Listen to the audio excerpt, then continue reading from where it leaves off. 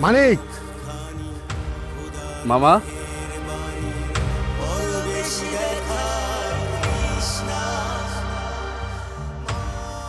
কেমন আছো মামা? আমি তো ভালো আছি বাপ। তুই কেমন আছিস? আছি। তুই আমার ক্ষমা করতে বাপ। তুই আমার কারণে বাড়ি ছাড়া হয়েছিস। তোরে আমি কয়টা দিন ধরে অন্য হয়ে খুঁজতেছি। আচ্ছা, একটা কথা কত, মানুষ এমন পরিবর্তন কেমনে হয়?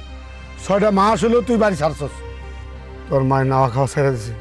শুধু তোর কথা কর বাবারে, তোর মায়ের অবস্থা ভালো না। কি হয়েছে মার?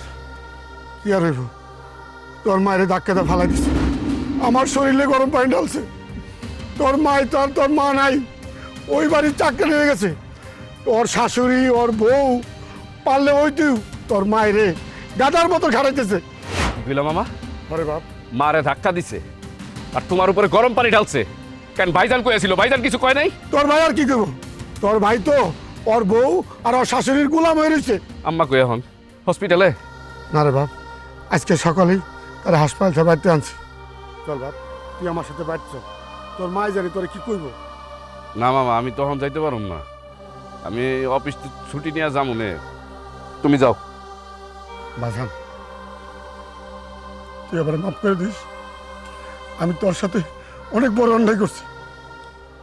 না ঠিক আছে, সমস্যা নাই, যাও। তাহলে তুই অফিস থেকে ছুটি নিয়ে তাড়াতাড়ি আসিস।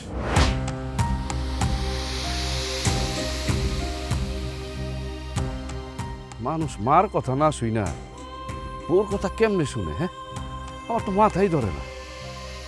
আল্লাহ আমার কি বাঁচানটা বাঁচাইছে। যারে মন প্রাণ দিয়া ভালোবাসছিলাম সে তো একটা মানুষ না, মানুষ নামের পশু।